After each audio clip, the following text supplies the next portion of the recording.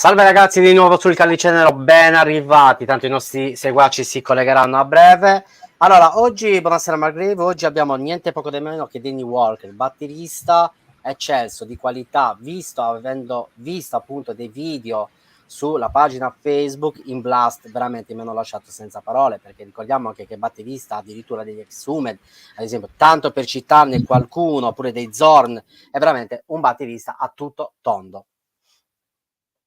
Intanto che ravviso il nostro ospite che ci sta aspettando nell'anticamera del nostro programma, voglio ricordarvi che potete sostenere il canale attraverso la semplice condivisione e like alle nostre pagine Twitch, YouTube e Facebook. Il merch è su voltalab.it, PayPal, carta di credito, messaggio diretto. Se avete problemi contattate me, non c'è problema. Ringraziamo i nostri abbonati al canale, che sono Giampa L di Metal Talks, Fransce Kali, Archdet e Photo Reporter X. Vi ringraziamo di cuore per il sostegno, anche voi che ci vedete e che siete collegati. Un saluto ai ragazzi del progetto Dark Medieval Times. Buonasera a voi ragazzi, spero che siete... È quella dei Ganondorf. È quella dei Ganondorf. Okay. Grande. Io non è che ricordo tutti i nomi, quindi ragazzi scusate. Siamo ritornati qui per fare un drum talk, quindi una parlata batteristica, artistica. Ci sono due in diretta che provano a suonare la batteria e poi abbiamo un batterista eccelso. Salutiamo anche i ragazzi di Mina City Official. E ok, introduzione fatta, ringraziamo il nostro ospite Danny Walker e qui io switcho lingua. Intanto che switcho lingua, nei commenti scrivete le vostre domande e condividete il video con gli amici che magari possono essere interessati. So guys, after a brief introduction in Italian about our YouTube members and our people that are watching our live stream. By the way, thanks for the support from all over the world. We got people, of course, from Italy, from Switzerland, Colombia, and all these countries. We are really honored to have here, but we are also honored to have in this today's episode Mr. Danny Walker that will appear from 3, 2, 1. Hello, Danny, and hello, Danny. Hello, how are you? Yeah, fine. We are really amazed and honored about having you in the show. We see your bio and your collaboration, but also the maestro. When we scheduled the whole episode, said, Graziano, you have to watch him playing blast beat and stuff like that. So we are really, since we try to play drums too, me and the maestro. We will have a really cool drum talk, but also metal-oriented drum talk. So, first of all, really thank you for accepting our invitation. And before passing the word to the maestro with this question, I just want to ask you, Danny, how this journey on metal and drumming started back in the days. Can you please tell us a brief introduction about your roots as a drummer? Man, well, thank you for having me. My roots as a drummer, I believe, started with a band called Uphill Battle. I don't know if you're familiar with them. It was a hardcore, grindcore band that I started in the late 90s. And that was kind of like the beginning of my career. We signed to Relapse Records in the early 2000s. And after that, shortly after, I started doing a lot of session work, playing drums for bands like Exhumed, Phobia, because Exhumed, they were label mates of ours. Oh, okay. At the time. I played with Cephalic Carnage, Job for a Cowboy, Cloud Kicker, Intronaut. Cephalic Carnage. Who I still play with on an occasion. I'm not a full-time member with Cephalic, but I help them out when they need. And as a drummer, your studies, you were self-taught, you studied with a teacher. How was your musical journey in that sense? How you approached the metal drumming back in the days? I don't know. I had a series of influences and, lots of things that aren't metal, lots of things that are metal. And I guess I just kind of incorporated all that together and tried to do something refreshing, By the way, there is a comments about some appreciation about your Intronaut work. So Dark Medieval Times, I loved your work with Intronaut. Oh, thank you. So people that are, of course, are familiar with your drumming and your style, of course, can comment with saying by what you did for them as listeners, because of course drumming and we can have multiple tools. We got drumsticks and we can exchange in connection with the people. So of course, even something like Chaotic as a blast beat can have his appreciation and his artistic side. Okay, so thanks for your introduction. Now I'm translating just quickly and the maestro will make his own question. Quindi abbiamo parlato degli inizi di Danny Walker, che ha suonato con la band Grind a Phil Battle e tantissime altre band, citando Intronaut, come dice Dark Medieval Times, oppure Label Mates e ragazzi anche come Joe for a Cowboy, che tra l'altro hanno rilasciato anche il loro singolo e presto vedremo la recensione del singolo sul nostro canale. Abbiamo parlato un po' degli approcci iniziali, quindi molto di pancia, molto istintivi all'inizio il suo drumming, e la stessa cosa anche con l'approccio ai blast beat e anche ai suoi vari periodi. Quindi lui ovviamente non ha una band fissa al momento, è più fa più session man, diciamo, però in tutti i progetti che ha fatto, tra cui anche citati nei commenti, ha dato sempre il massimo. Maestro, io ho fatto la mia domanda già, abbiamo un po' capovolto, fai la tua, così poi gliela traduco e andiamo avanti con l'intervista. Allora, Danny, quanto è complesso all'inizio della tua infanzia suonare la batteria, quindi creare quegli studi che riuscivano a far sì che eri un batterista diverso da tanti altri?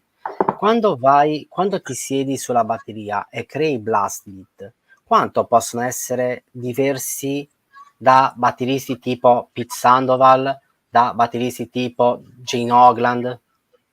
Okay. So the first question is about creating, creating your own sound. Of course, there is some trademarks of the metal drumming. Of course, the maestro quoted people like Pete Sandoval, that we met actually in a concert with Morbid some days ago. Gene Hoglan, of course, and he said, "What are your basically approach when you have to write a drum part?" And of course, you have those idols in mind, of course, as we all do. What make you think like outside the box? You have some approach on the artistic side of drumming, or you just play and underline the things of the songs in a better way? How is your approach in general on the extreme side, on the blast beat side of writing your own drum parts? I mean, I think it all begins with just coming up with something that's very natural and true, something that's very forward thinking. You know, everybody wants to push the envelope. I want to push the envelope, you know, and just kind of do something a little more extreme or something a little bit different. That's always been, I guess, my goal, you know. Whether I've achieved that or not, I don't know. But personally, that's what I believe in. Okay, perfect. So, and the other side of the question from Alan, from the maestro, was about your beginning developing techniques as a blast beat and double bass in general. You find more difficult developing the blast beat or developing the speed and the endurance on the double bass? And if you have also some tips to the guys that are approaching this extreme metal drumming, of course, we know that it's a complex subject, but if you have some things that you can suggest quickly. I don't know. I personally, I feel like my hands are better than my feet. You know, the feet, it's always more of a challenge, and there's definitely more of a workout that goes into play with that. I don't know. I mean, I like to practice to a metronome, you know, and start out very slowly, you know, because technique is more important than speed. True. You know, and with good technique, speed will come into play. So for me, it's just kind of like breaking down patterns, doing foot patterns, patterns on the, the drum pad. Yeah. Okay. And if you can allow me trick, the most difficult question that we made during this like drum talks, and we always do something from France. Ciao ragazzi. Something that is prepare for a difficult question. What are your opinions of the best 3 albums that a metal drummer should have in his own library? What are your favorite metal albums, in your opinion, just to approach this kind of extreme? Man, we know that 3 are difficult to say, but it's tricky, and we made it's so tough. Yeah, my mind is going crazy right now, but I feel like if you need some minutes to talk, I can use that minutes to translate what we said. And meanwhile, you think about it if you want. No, let's just be natural here. The first things that come to mind, I mean, holy moly, Death's Human, with Sean Reiner, Individual Thought Patterns with Gene Hoglan, Thomas from Meshuggah, Chaos Sphere, there's so much, there's so much hardcore, black metal, death metal, thrash metal, and the greats like, Igor Cavalera and Dave Lombardo, those are huge influences on me growing up, I would include, like Sepultura's Beneath the Remains as 3. Yeah, I think I mentioned 3. Yeah, or let's say Human, Individual Patterns from that, and Beneath the Remains, actually, you said. But of course, we know that there is a plenty of albums. Okay, guys, just a quick reminder to the people that are watching. Don't worry and don't be shy. If you want to make your own question to Danny, just write down in the comments. Of course, we read everything. You know that even insults on our side, we read literally everything on this podcast. Okay, some minutes of pause from Danny and more work for me actually translating a little bit the what we said actually. By the way, if you are on YouTube, near the play button there is like the automatic translator button, so in case you want to follow us, you can click that and have like a automatic translate. Okay, not 100% accurate, but they do their job pretty good. Ok, abbiamo parlato inizialmente della parte più artistica riguardante i blast beat, tu hai citato comunque 2 esponenti del genere molto in voga. Quello che cerca di fare lui è andare verso una soglia di estremizzazione della musica anche in funzione del pezzo. Poi per quanto riguarda invece, infatti lui è una persona che va dritto al punto e fa anche risposte molto brevi, quindi perciò te le sparo subito. Per quanto riguarda invece la sua approccio ai blast beat o alla doppia cassa, lui dice di essere molto più bravo con le mani che con i piedi, e lui come consiglio dà quello di andare a metronomo e di lavorare più sulla tecnica che sulla velocità, quindi fare delle fondamenta di tecnica importanti per poi andare avanti e fare un lavorone che poi ti fa stare in forma per più tempo, perché c'è la tecnica, c'è la memoria muscolare, quindi vai avanti, non devi essere soggetto sempre a bacchette, pedali, eccetera, eccetera. Fai e suoni.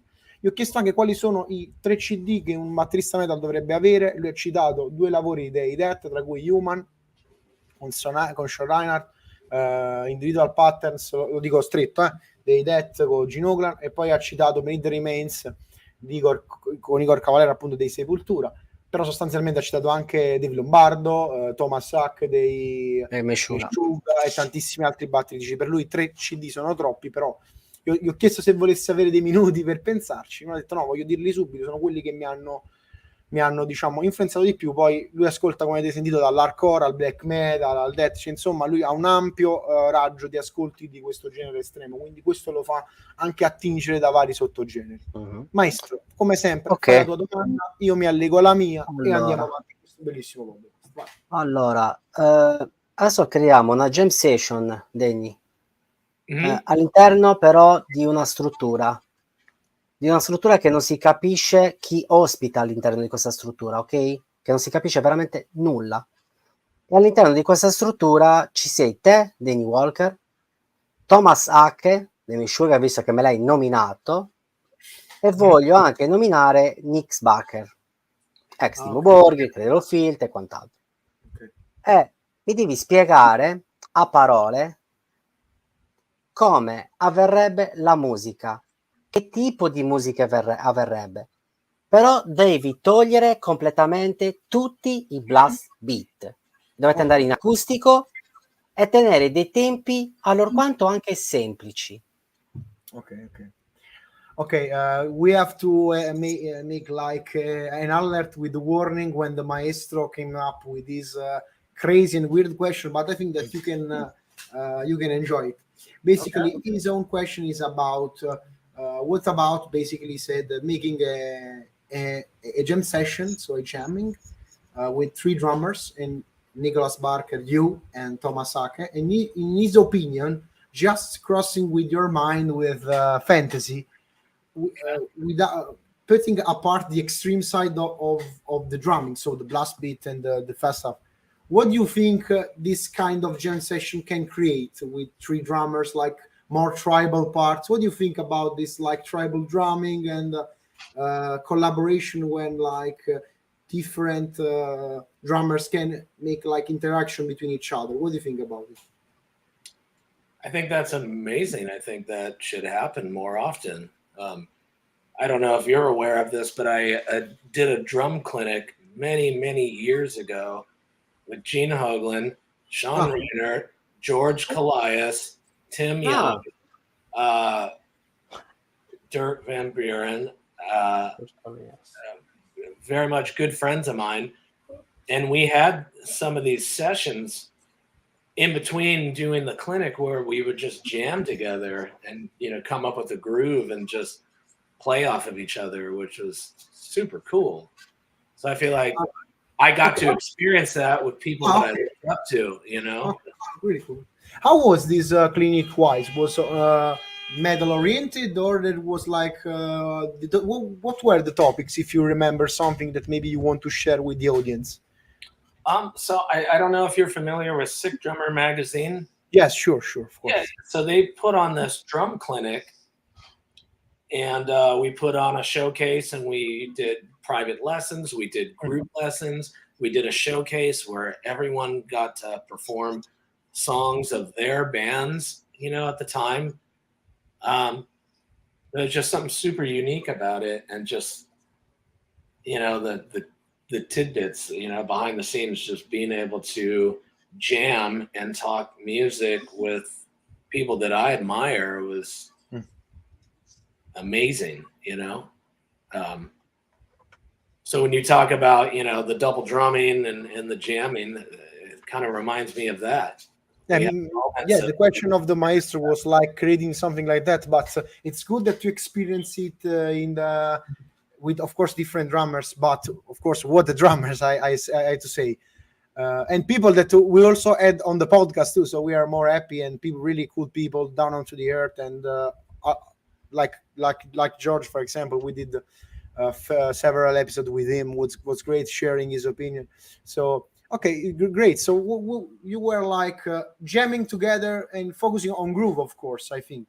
Yeah, we were just having a good time, and someone would start a groove, and the next person would play off of that, and then the next person would play on that, and we would just jam and kind of trade solos. You know what I mean? We'd all be locked into a certain groove, but we'd solo. Okay, soloing back, basically. Okay. Yeah, I would like to groove, and it was just. And not challenging, but just like super fun. Yeah, with all definitely something that you cannot do with a band environment. So it's like a drummer only area like this. Yeah. And, okay, really cool. And I just want to go out from the question that we have, just to ask you something that comes to my mind right now.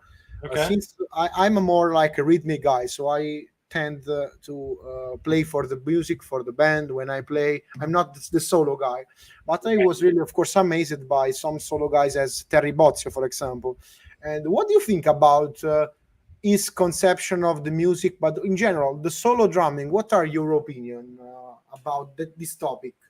The experimentation of the sounds, from the gear to the basically the approach. What do you think about it? If you had some experience in that kind of environment as a solo drumming, you can also tell us the difference of approach between like band drumming and solo drumming in that sense. I mean, yeah, I don't know where to really begin with that, but I feel like there's a time and a place to aggressively drum and solo and, so to speak, shine. And there's the time to lay back and let the music speak for itself. You know, I feel like I've always been aware of that. To not overstep the other players in a band. You know, there's a moment to shine, there's a moment to not. Yeah. So. Okay, perfect. As a very famous musician in Italy said basically that music is like a discipline that you do with friends with smile on your face, basically. So it was like something like that.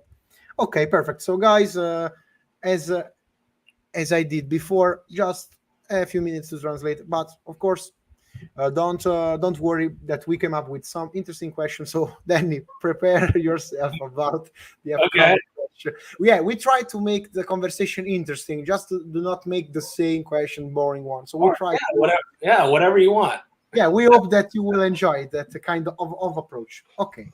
Praticamente, maestro, alla tua domanda lui ti risponde che in questa situazione lui c'è già stato dal vivo, non con i batteristi che hai citato, ma con Sean Reinhardt, con George Collias, con Tim Young e con altri, a un camp che hanno fatto con Sick Drummer Magazine. Quindi praticamente quello che farebbe è quello che hanno fatto loro, ossia una sorta di scherzo ritmico a varie mani, dei groove che si scambiano tra di loro, delle parti più tribali, diciamo, sovrapposte. Quindi quello che farebbero è più giocare ritmicamente. In questo caso lui l'ha fatto davvero con questi batteristi. Infatti c'è questo Sick Drummer Magazine che ha qualche anno fa organizzato questa clinic. Tra l'altro salutiamo anche George Collias, che abbiamo avuto varie volte in diretta e speriamo di avere ancora. Anche Derek Roddy, per esempio, salutiamo. Ciao Derek, è stato il suo compleanno poco fa, quindi è stato un piacere. Ci saluta, mi ha scritto poco fa, quindi molto molto contento di questo. Poi abbiamo parlato anche del solo drumming. Io ho fatto un esempio di Terry Bozzio e la sua volontà di essere per il pezzo, si può tradurre la sua visione con la metafora che la musica è una disciplina che si fa tra amici con il sorriso sulle labbra. Quindi ci sono parti dove ci sta più spazio, parti dove si può prendere più spazio, ma l'importante è lavorare per la canzone. Il solo drumming dice che ha senso se è nel contesto giusto. Ovviamente ci sono batteristi che tendono a fare più soli, più cose, batteristi che tendono più a lavorare sulla ritmica del pezzo, lavorare per i gruppi, insomma. Quindi quello che fa lui è capire bene il contesto, fondamentalmente, diciamo, dove suonare. E poi ho detto che arriveranno domande particolari dal maestro e quindi si deve tenere preparato alle prossime domande. Quindi maestro, ricancia due bombe da parte tua, così andiamo avanti. Vi ricordo che ovviamente se avete le vostre domande ancora potete scriverci, ma poi di seguire Danny Walker sui suoi canali social. So I'm just remind people to follow you on your social media channel. By the way, Danny, c'è tutto in descrizione. At the end of the episode, we already put something under the description, but if you want that, we have to add something as details on the description. Just send to the maestro all the stuff, and we put down in the description side. So basically, if people want to approach you for lessons, I don't know if you offer lessons, something like that. In case, Danny Walker info and bands and metal archive page is up under description. Sorry, maestro, fai la tua domanda. Allora, ricordiamo che oggi abbiamo Danny Walker, batterista, come avete visto nel banner, e alle 21 vi voglio ricordare che ci saranno anche gli Spiritual Front. Quindi ragazzi, seguite anche dalle 21 alle 22 che ci sarà Simone di Spiritual Front. Il maestro vi sta proprio deliziando con tante dirette. Le sto finendo, finalmente di recuperare le puntate, finalmente. Ma sto finendo di recuperare. Quindi, e si ritorna normale. Caro i nostri amici, veniteci a trovare. Vai maestro. Quello è poco ma sicuro. Allora, Danny, visto che tu sei un batterista, come riesci a interagire con la chitarra e il basso? Però allo stesso tempo, come ti riesci a interagire con i musicisti mentalmente? E il tuo drumming, come lo definiresti se usiamo alcuni un animale particolare come il giaguaro, visto la velocità, visto la precisione e la tecnica, soprattutto quando viene attaccata la propria vittima. E allo stesso tempo, come riesci a interagire con la natura attraverso il tuo drum kit? Okay, so basically I split the question in two parts. The first part is about your idea of the perfect chemistry with the bandmates.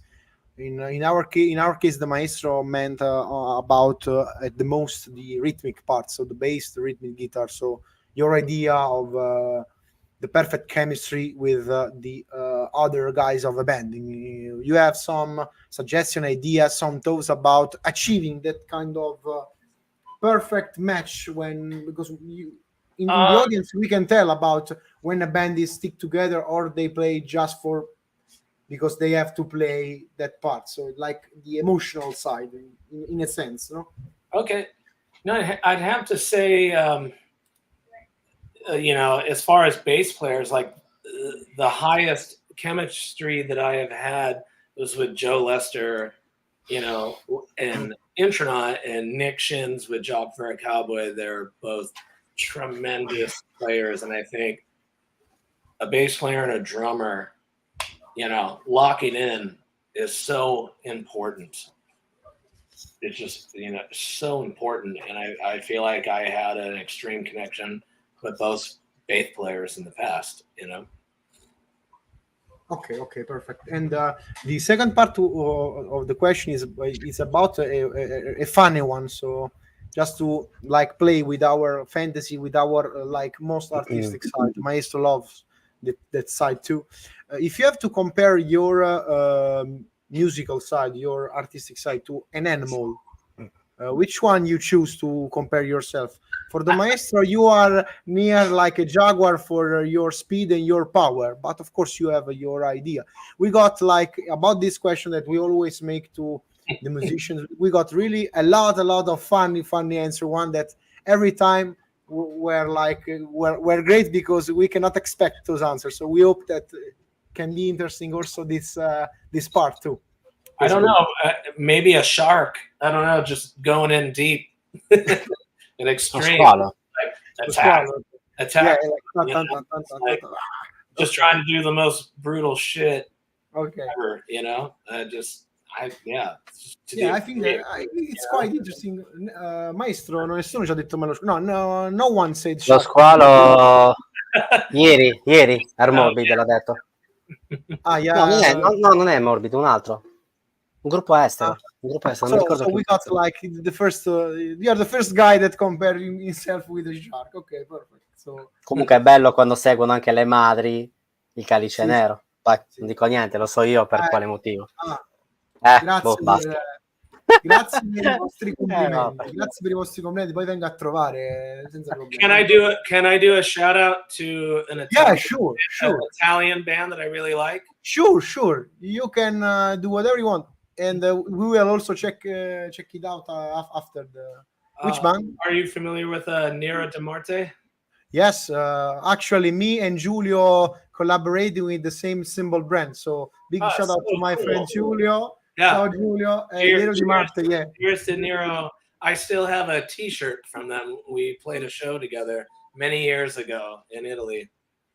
Yeah, really cool project actually. Super cool. Of course, I follow. We got like the same endorsement brand that we collaborate together. Giulio is one of the top guys in Italy, in my own opinion, playing that stuff. Yeah, really artistic, really complex, and really a big inspiration when I have to write something really different than anyone else. I put like a video from Giulio or from Edoardo Di Santo, another great drummer that che ci sarà a novembre. Super cool. Maestro, scusami, faccio una domanda io. Sorry, I will. No, ma chi è Giulio? Aspetta, chi è Giulio? Galati dei Idios Divinity, Nero di Marte. Ok. Non ho capito. Okay. Yeah. I will steal a question from the Maestro, so sorry, Maestro. But of course, I think you are familiar with Italian metal. Except Nero di Marte that you already mentioned it. You have some other names that you like to listen,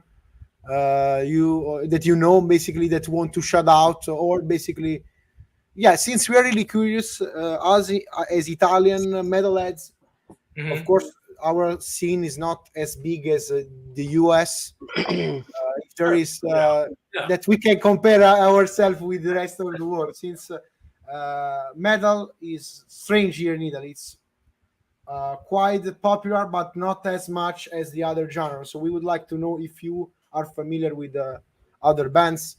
I'm actually or metal, whatever you. Yeah, I'm actually not. But if you could recommend something to me, that would be amazing. Ok, I'll check it out when we're done with ok.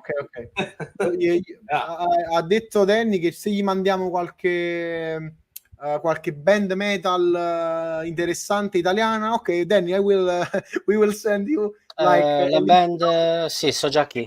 Ok, we will send you a list of names in private. So sia Black che Death. Death, Black, Hardcore, whatever you Thrash, want. okay. We have like actually about the hardcore, we got like a quite good tradition in Italy. I don't know if you know Raw Power, that Guns N' Roses opened from them back in the days. So già chi mandarli. Wait, did you say Raw Power? Yeah, Raw Power, yeah. Oh, wow. Raw Power are from Italy actually. So yeah. We are really proud. Great of that. We hope I hope to catch soon in Salerno in a concert, but we also hope to have them on the podcast too. But of course, don't worry, we will send you a shitload of bands if you want. Yeah, it would be great. Please don't hate us because we try to. No way. La crema sarda li mando allora.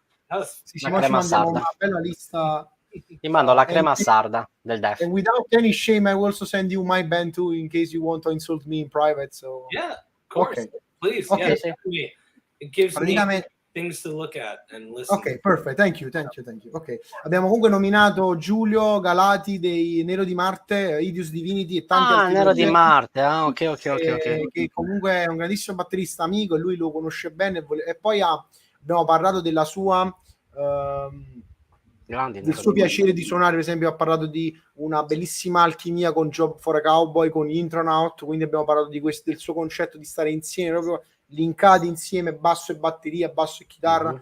E la cosa bella che hai detto proprio lui, il feeling che si sente tra quando una cosa funziona molto bene, quindi è veramente bello quando c'è questo feeling tra i musicisti, anche perché poi il pubblico lo sente questa cosa qui. Poi abbiamo parlato del suo animale, l'abbiamo detto, però lo traduciamo, che è lo squalo, perché va in profondità, dice lui. E poi ci ha chiesto se gli suggeriamo qualche band italiana, perché ho detto conosce anche altre band oltre Nero di Marte, l'ho detto che non ne conosce tante, ma gli farebbe piacere. E poi abbiamo citato i Raw Power, che sono un gruppo hardcore molto, un'istituzione, diciamo, dell'hardcore italiano. Sì, abbastanza conosciuti. Pensavo che sono anche in Sardegna, se non ricordo male. Poi verranno a Salerno a breve. E niente, maestro, vai con la prossima domanda. Io ti ho rubato la domanda, quindi dopo non la farò. Quindi vai, maestro. Ok.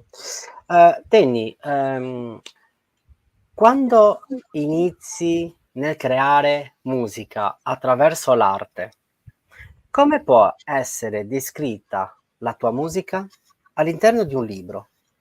Di un libro però che deve avere delle rime.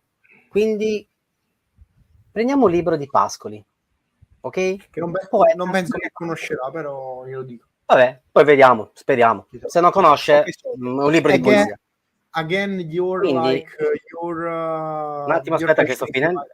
Ok. Vai, maestro. No, sto finendo. Scusa. Quindi, maestro, no, non è che non si sente bene la voce.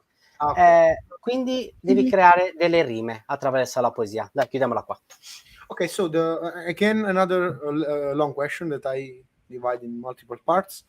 Basically, the maestro asked you what was your like most artistic work that you had during the years, the most freedom, artistic freedom, so you can express really yourself on it. Of course, you briefly told us something, but we would like to go in depth. And this is the first part of the question.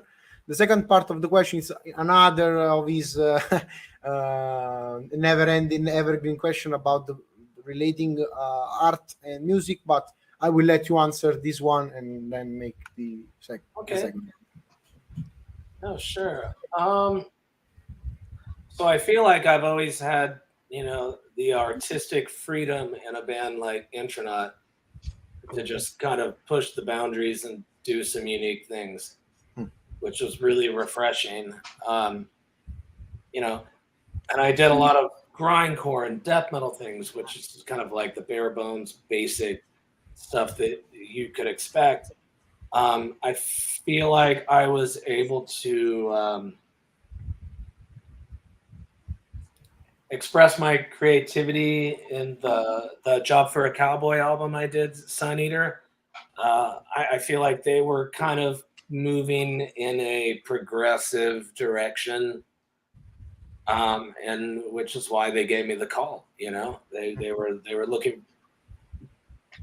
looking for someone who could do the double bass, who could do the blast beats, but also do something a little more unique.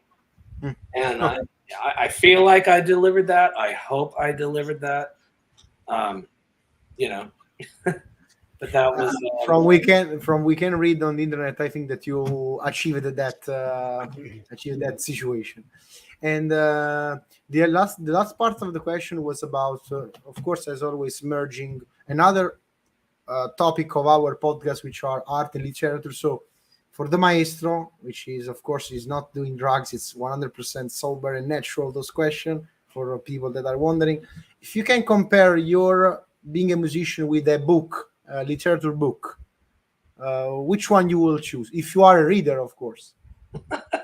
These are really, really good questions. Of course, Oggi not è drugs. esame. I could Sembriamo a relate. scuola. Drugs, sembriamo. I could not relate. concepted by drugs. That's the totally sober and question made without Interrogation. You know, I don't even know if this makes sense. I like first thing that, you know, like I'm going with the first thing that pops into my head, like earlier. sure. You know, are the musicians. You know, I didn't want to think too hard about it. Probably like 1984. I don't know, just like something post-apocalyptic. I don't know, just like a dystopian novel. Cool. I don't know why. It's just that's what I think. A Brave New World. They're like, you know, these are novels that I, you know, read growing up and admired. And I'm not a lyricist. I'm a drummer. But I mean, when it comes to, for me,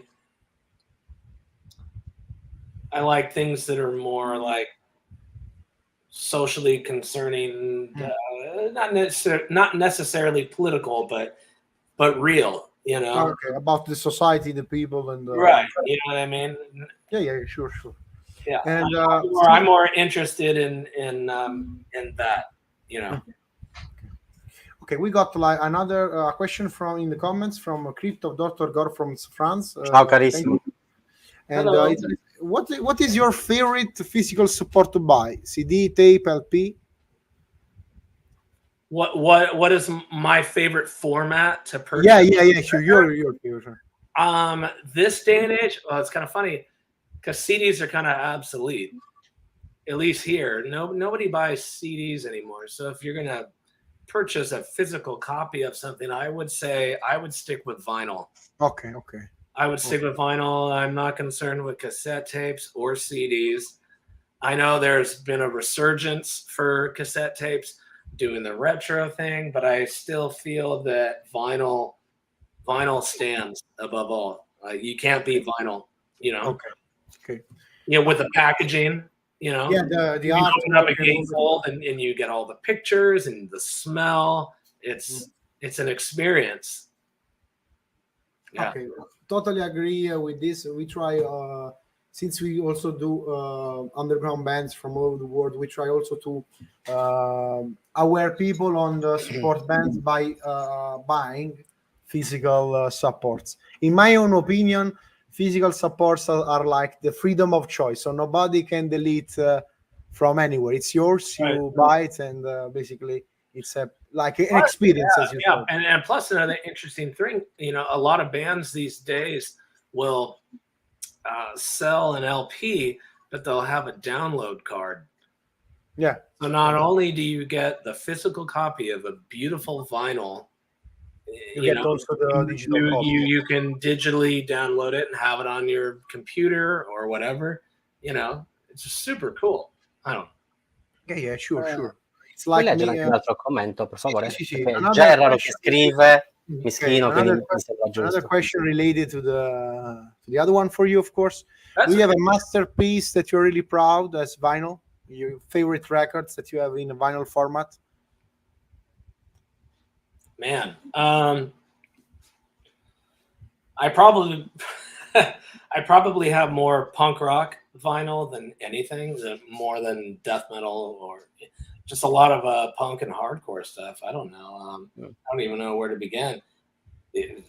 Old Napalm Death vinyls and I don't know, Infest, Manus the Bastard, Dystopia, His Hero Is Gone. A lot of like politically charged, you know, punk hardcore bands. You know, when I think of vinyl. Yeah. You know. Okay. We are. Sure, if you're familiar with any of those bands, but yeah, sure. Me and the Maestro are like totally not only as metal, which is our main genre. Of course, we got a lot of stuff from grindcore, hardcore, punk rock, even ska. In my case, sure, ska. You know, so I love it. If I love a band or a record, I would buy it. So no electronic music. Yeah, I like stuff like you want to talk about electronic, like Aphex Twin, Massive Attack, Ministry, Skinny Puppy, like, you know, like the Maestro actually is a big collector of My Chemical Brothers, Massive Attack too. So we also hosted some cool. from I also love neo folk, for example, Lie Back to That in June and stuff like that. Yeah, so the early stuff and the latest stuff I really into that. Amanda Galas. So we are in our own world, you know. So we love to talk about music. Meredith Monk, che si assomiglia a even if we are, I think everybody, you know, even metalheads draw other influences outside of that metal realm. You know what I mean? Like it could be like a band like Morbid Angel who worships a band like Dead Can Dance. Oh, my shirt. Yeah, sure. Bravo. I was saying that about the stuff like that. You know, you're gonna get inspiration from something that's totally left field, or maybe not. You know? Yeah. What is driven in our case is about the music and the message, not the genre, all the stuff. If we like it, we buy it, we support, and we do whatever. For this reason, we got also the chance to talk about with directors of movies, because we support movies, books, and stuff like that. So if we like it, we are into that. So I really like about this approach, not only by us but also about someone that is distant. Of course, music is a great word, a lot of records. We cannot follow everything that is coming, every like new stuff, but of course when something hits the chest, in this case, we are really happy to go into it. Okay. Just a few minutes. I'm even if people that are interacting are maybe wondering about what we said, we are getting into the last part of the interview, so I'm translating what we said just quickly. And thank you, Danny, for those answers. We hope that you are enjoying this video podcast so far, and thanks again for accepting our invitation, even if the time zone was like different. But I'm just drinking coffee and getting my day going. Perfect. Fantastic, Danny, fantastic. Avete parlato di tante cose, rispondiamo brevemente. Allora, non ha mai avuto un problema di artisticità nei progetti. Lui cita soprattutto gli Internaut e i Job for a Cowboy ancora come progetti principali. Lui ama tanto i vinili e abbiamo spaziato a parlare dal punk all'hardcore alla musica elettronica. Abbiamo citato un sacco di artisti incredibili. Lui stesso ha la maglietta che approviamo, insomma. Quindi abbiamo parlato anche della bellezza della musica in generale. Per quanto riguarda il libro, lui non ti risponde con un libro poetico, ma con un libro molto appropriato ai tempi che corrono, che è 1984 di George Orwell. perché è un po' più distopico, un po' più post-apocalittico in questo senso. Lui non è una persona che scrive liriche, però lui è molto interessato al sociale. Poi una cosa che mi è piaciuta è quella di non avere dogmatismi sui dischi, quindi lui supporta quello che gli piace. E lo diciamo sempre nel Calice Nero, quello di non farsi troppo condizionare da cose inutili, eccetera. Quindi la musica come principale, diciamo, come posso dire, come principale situazione. Dalla musica elettronica al punk all'hardcore abbiamo citato tanti dischi. Lui parla del vinile come esperienza piuttosto che come supporto fisico, l'esperienza proprio, quindi, e siamo d'accordo. Io poi ribadisco che il fisico rappresenta la nostra libertà di scelta, come la musica inedita in generale è la nostra libertà di scelta, nessuno ce la può togliere, quindi è un invito che facciamo anche a tutti quanti di, se volete supportate, anche perché, come diceva lui, tante volte ci sta il codice per scaricare in digitale quello che compriamo, quindi è un 2 in 1 sostanzialmente. E poi ho detto che siccome lo ringraziamo per aver, diciamo, preso parte alla nostra intervista, e siccome di solito durano un'ora, abbiamo gli ultimi minuti proprio a disposizione. Tra l'altro, ragazzi, considerate anche il fuso orario diverso, e quindi lo ringraziamo ancora di più per essere stato.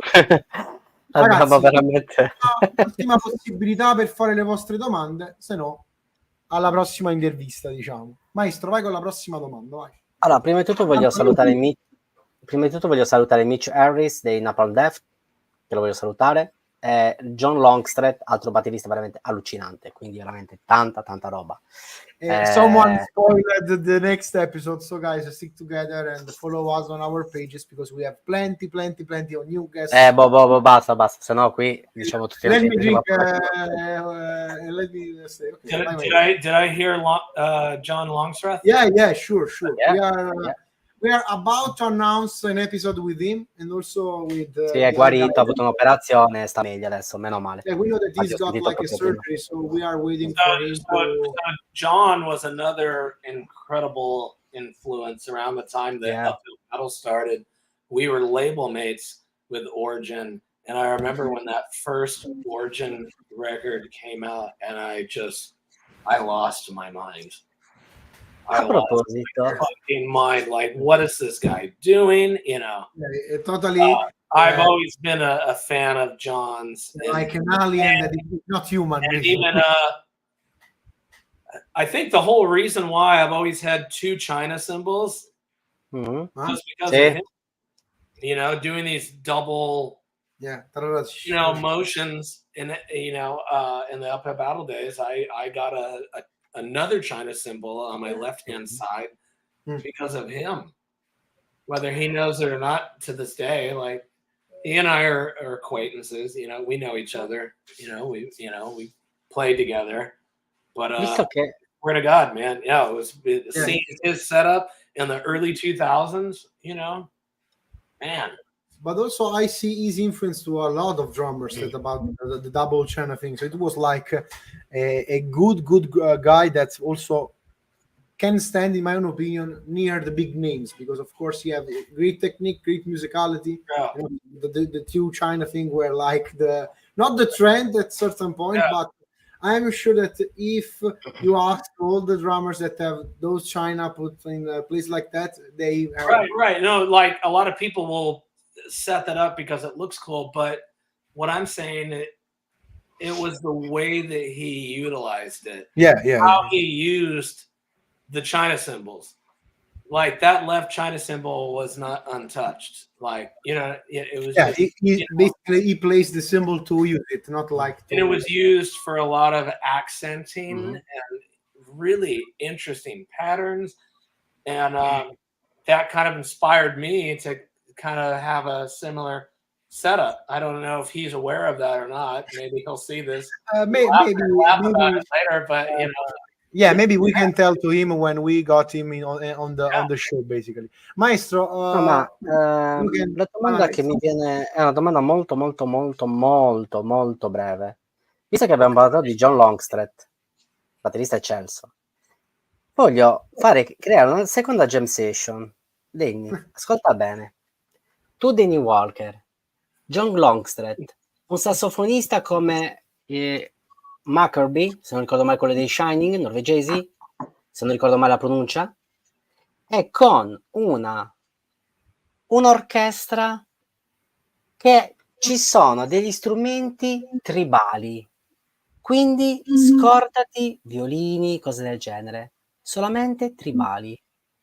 Secondo te, cosa potrebbe accadere se si aggiungesse la drum and bass? Okay. So basically, the maestro would like to know about, since of course you and John Longstride, we were talking about John.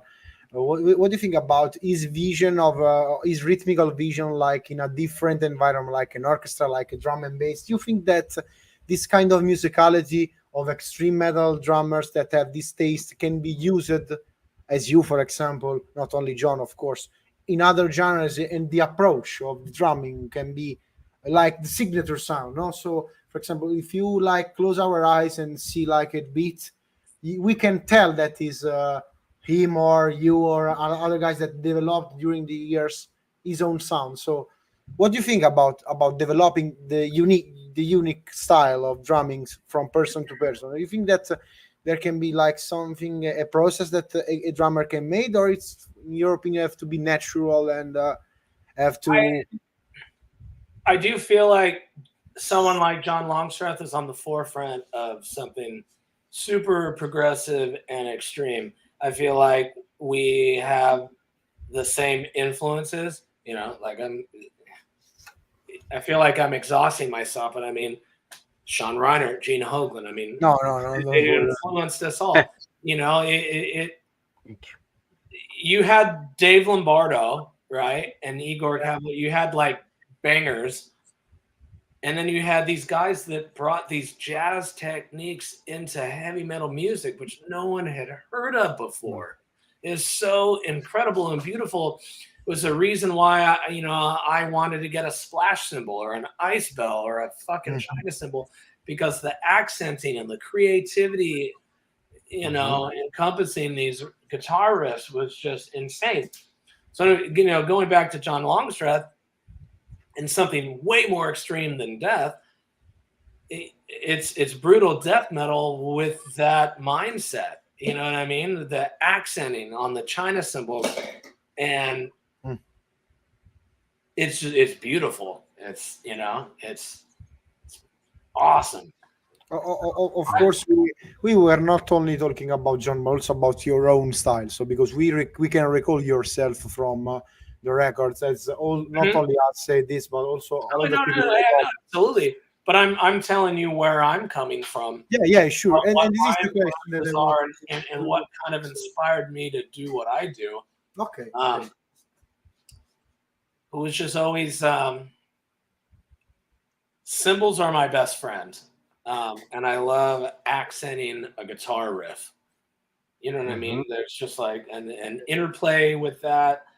And I like to not only just lock into it, but just expand on it. Yeah. And I've always done that. I feel like I've always done that, with Intronaut or any other band that I've played with.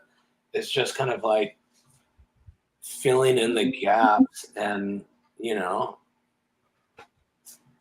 making it like basically making it not so boring and basic. Yeah. I got it.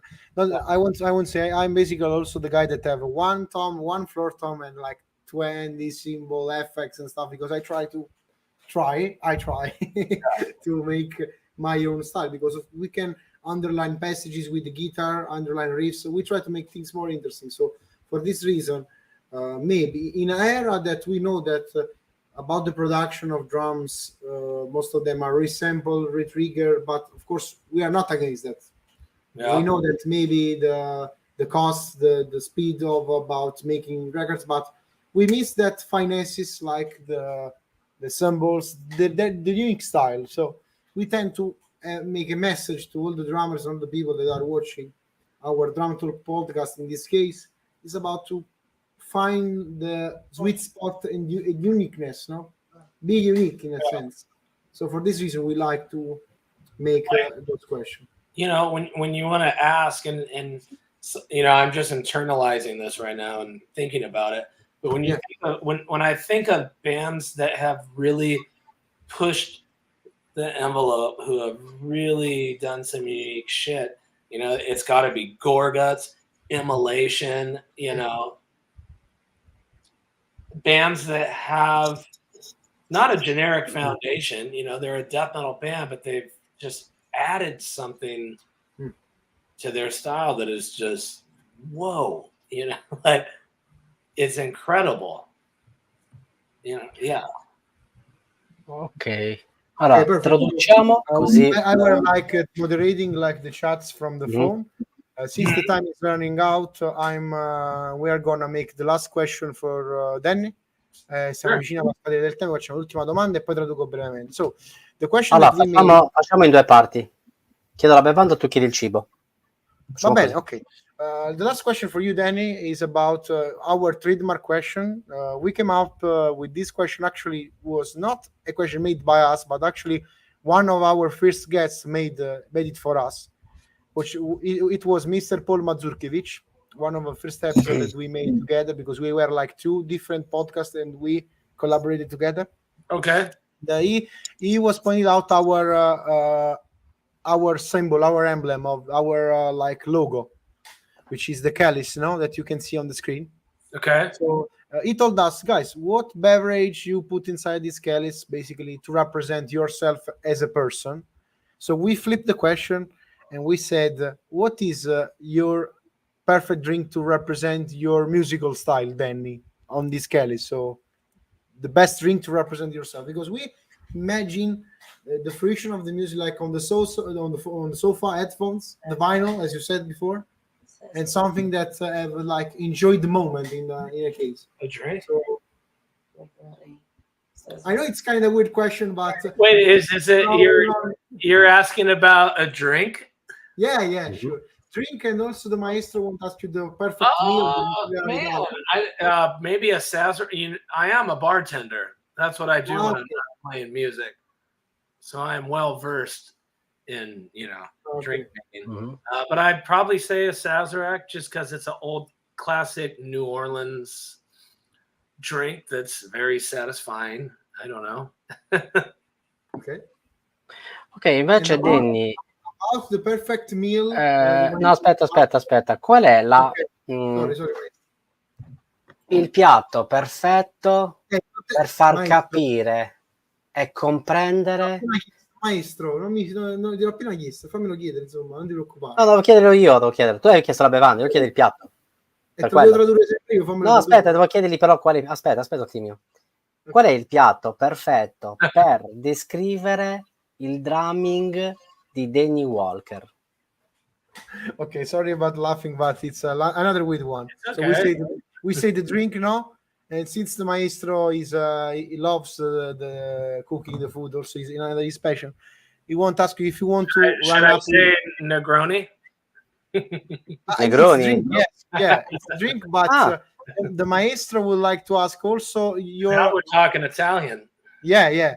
But the Negroni, maestro wants also to ask the perfect meal to describe yourself. I don't know why the maestro come up with the question. The meal, the plate, the food that basically you love that can be compared to yourself, actually. Okay. I love spicy food. I love Asian food. I love Thai food, Vietnamese. Just something about the fire in that dish. Okay. Or I don't know if you've ever had pho or Indian food, but also Mexican food because I live in California. So sure. And Italian food. Hello. Italian, south of Italy have like his own spicy side. So if you have the chance to taste our spicy food, you can not regret it. But it's not common as the meal that, of course, you guys know. There is like some dark side of south of Italy have his own spicy stuff. So I encourage you to come here and taste it if you have the chance. I have great grandparents from Sicilia. Yeah, Sicilia, Calabria, yes. Sure. Ok, Walker. Mister Walker. Io ho risalito il tempo. Sì, chiudiamo. Traduciamo. Chiudiamo e traduciamo e poi chiudiamo tutto. Che poi devo since time is running out, I have since I'm here in my studio, I have a band coming out to track some stuff here. We got like the last minutes, so I want to use those minutes to thank you, Danny, for your kindness. Thank you very much. Thank you. Thank you. Yeah. We hope to have you back in another episode here at Il Calice Nero Club. Thank you very much for your time, and we really had the pleasure. So thank you. From Graziano send me those links for the band. Sure. All right. Sure. I will. Sì. I will. Yeah. Ho già Maestro, capito. we use sometimes to select what we repute the best project that we shall send to you. Just to, of course. Sounds good. Made a good impression. Huh? Thank you so much. You are welcome, and guys, support Danny. Links in description. Thank you again. Have a nice rest of the day. You too. And, a big hug from Italy. Thank you, Danny. All right. Bye, Danny. All right. Bye. Ok. Bye, ragazzi, siamo stati in compagnia di Danny Walker. Scusate per il tempo, ma purtroppo il tempo è tiranno in questi casi. Abbiamo parlato tantissimo della concezione di batteria con John Longthread e la loro similarità, quindi a loro piace proprio questo senso di orchestrazione, anche quello di sottolineare le parti, di prendere da altri stili come il jazz, la fusion, quindi arricchire quello che è il discorso metal fondamentalmente. Quindi questo è sostanzialmente quello che abbiamo detto. Poi quello che si dice sempre in questi casi quando si crea una jam session tra dei musicisti metal insieme, di solito non si fa mai metal, quindi si fa sempre qualcosa di particolare. Per quanto riguarda il drink, lui è un bartender, quindi lui è un barista, quando non va in tour, lavora come miscelatore, no? Quindi sa tutti i cocktail, diciamo, dell'America anni 40, quelle cose dolci, ma però lui si identifica, l'ha detto, con il Negroni, che è il classico italiano. È buonissimo. E poi a lui piace molto la roba molto piccante. Come piatto. Dice, per me è piccante perché è qualcosa che ti stuzzica, capito?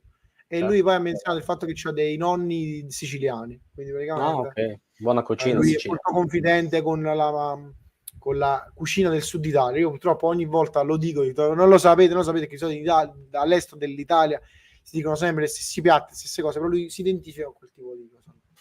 Ci ringrazio della partecipazione e noi non vediamo l'ora di portarvi i nuovi ospiti, soprattutto di riaverlo. E lui ci conta tanto, maestro, sui nomi, non vi preoccupate. Sì, no, tranquillo che li mandi a me, maestri nomi, ce li mando io in privato, in modo tale che gli diamo tutta una bella band.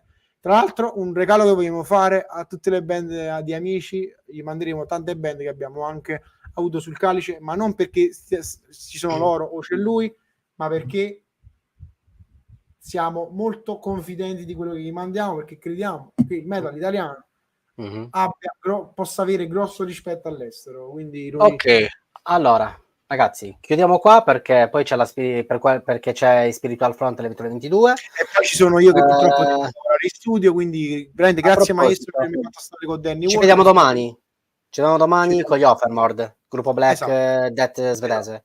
Altro gruppettino molto ricordo la 21 questa volta 21 orario italiano, orario svedese, quindi ragazzi non c'è nessun problema, quindi. Perfetto. Niente ragazzi, grande spettacolo, non si fermerà mai, il sacro codice domani 000, la morte vi renderà liberi, au revoir, e a tutti i gruppettini del cazzo che rompono i coglioni, ok ragazzi?